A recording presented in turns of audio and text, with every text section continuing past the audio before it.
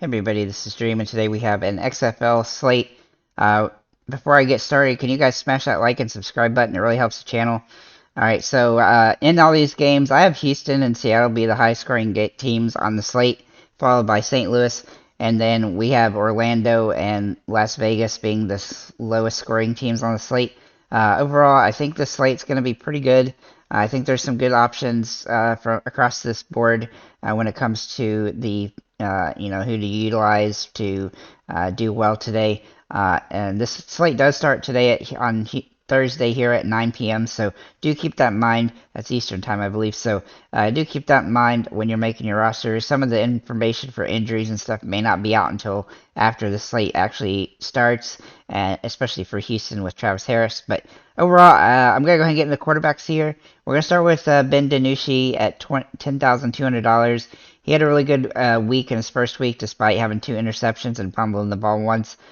So he obviously he needs to clean up that, but he's got some nice upside in this matchup, and he looks like he's going to be pretty busy. This is a pass-heavy team, and he's got Josh Gordon and some other good wide receivers in Ja'Cory Pearson, who played really well last week as well. And they got a pretty good matchup here where they're going to be able to throw the ball a lot and probably not going to have too much issue defensively. And so I do really think that they're going to be, or, he's not going to have too much issue with their defense. So I think he's going to have a lot of upside, St. Louis being not that great. And then we're going to look at Brandon Silvers for Houston, who also threw for 2 touchdowns and 2 interceptions last week and 272 yards, very similar yardage. He's got a lot of good wide receivers. They're going to throw the ball a lot, and that's just their offense. Even when they try to run the ball, a lot of times they turn it into a pass play. So I think he's in a really good spot, and he should be very active offensively. And I think both these teams are going to score a lot of points, and they're going to be led by their quarterbacks in doing that. I'm going to go ahead and talk about the defenses. I'm going to start with Houston Roughnecks. They have the tougher matchup of the 2 defenses I like, but they got 7 sacks last week, and they're in a really good spot.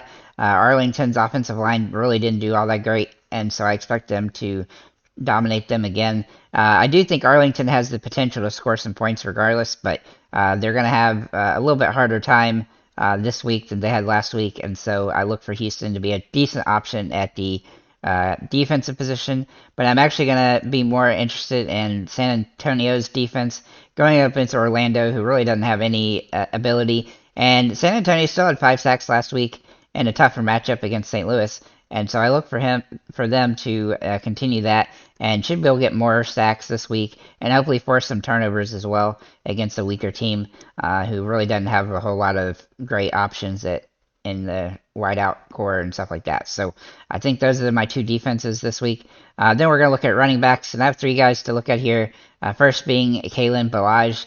The running backs aren't getting a ton of love in the league so far, but Ballage is the one that is. He is number 1 in the league in usage, and I look for him to be a good opportunity here when it comes to running the ball. He'll get more rushes than just about anybody else, and so I think he's in a great spot here. His price isn't too bad, and the real question here is if he can score a touchdown in his rushes. He had 24 rushes last week for 84 yards. Obviously, his team isn't projected really to get a ton of points, but if they're going to get some points, he's probably going to be the guy that gets it. He also has the ability to get some catches throughout the game as well, so that will give him some advantage as well. Then we're going to look at Braden Knox for Seattle. Now, I do kind of like him because he does get out in the decent amount of rushes. He's kind of a contrarian option, though, because they don't really run the ball a ton. I think he ran for like 10 or 11 rushes total last week, but he did score a touchdown, and he does have tendency to. He has a really good history at Marshall, running for 2,200 yards and 20 touchdowns over 2 seasons there, and that wasn't long ago. And so I think he's in a really interesting spot. He is pretty good runner, and if he can score a touchdown, then he can pay off here at this price. But he's kind of a contrarian secondary option if you want him for like a flex spot or just to save money.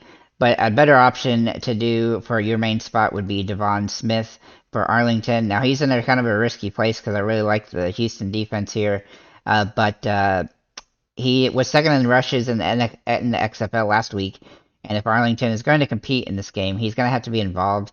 I do think it's going to be tough sledding though, and but he does have the capability from the wide receiver aspect as well. It's just getting him involved in the game is going to be difficult, and trying to score a touchdown might be kind of difficult, but it may be possible for him this week. So those are the main guys that I like from that perspective. So then we're going to look at wide receiver / tight end, and we got quite several guys that I think are really good this week. Starting with Sal Cannella for Arlington. He's just the best overall player when it comes to tight ends, and he's played really well. The first week had 7 receptions for 70 yards. He's really the best player on their team.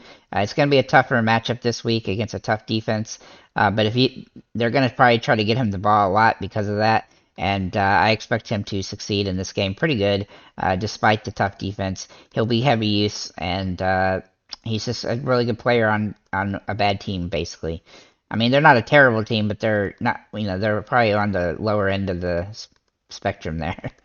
Then we're going to look at Burnett for Houston. And I've got 3 Houston wide receivers to talk about, but he is going to be the guy that's going to have the most upside here, simply because he's playing offset of Kirkland and Travis Harris. They all 3 just got a ton of targets last week. I expect that to continue, and I expect Burnett to be the top dog on that team. He's played really well this first week, and I expect that to continue here. If Harris were to miss, because he's currently questionable, that would just give him and Kirkland a bigger boost. I'm going to talk about Kirkland now. At $7,100, he just seems a little bit too cheap here, to be honest. He's got touchdown potential.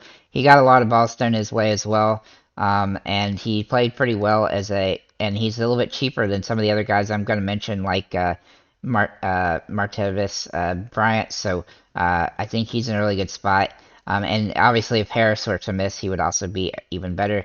But I'm going to mention Harris as well, being questionable currently for Houston. He had some good receptions. He is currently questionable, but their offense is pass heavy, and if he does play, he'll be readily involved. He had 11 targets in that game, and he'll have opportunity for a touchdown in this one on one of the highest scoring teams on the slate. So I do think all 3 of those guys have some viability this week. Then we're going to look at Pearson for Seattle. Now he plays offset of Josh Allen, which gives him a lot of target opportunities because teams are going to focus on him. And he's got some nice upside here. He's had some really solid games in his past, and so I expect him to have another good week this week. He played really well in week 1, getting 12 receptions, had 14 targets, and with a lot of other guys, on other teams, dropping a lot of balls, he's got a nice upside here. Obviously, Josh Gordon is interesting as well on this team because he's got a nice pass-happy quarterback, but his price is way higher, and I don't necessarily think it's worth paying up for him when you got another good wide receiver on the same team that you can get the ball to that kind of gets a lot of eyeballs off of you. So I think that's a guy that I'm going to avoid this week, but I do think he's worth taking a look at. Then we're going to look at Martavis Bryant for Vegas. He has a lot of balls thrown his way, but he didn't get a lot of them. He had 9 targets and only had 4 receptions, but I look for him to kind of get that going this week. Obviously, his team is a little bit not that great, but they do have one of the better, quarterbacks, I guess, in the league. So, and he should lead the league and lead the team in targets. So as long as he's heavily involved here, he's definitely going to be somebody that's going to have some opportunity. But I really want to see Perez get him the ball better and him actually catch them. So with that said, guys, that's what I have for XFL. It's a really silly slate, but it's a interesting league, and we'll see how it goes. Hopefully, we'll continue to get better as the season progresses and cash every single week.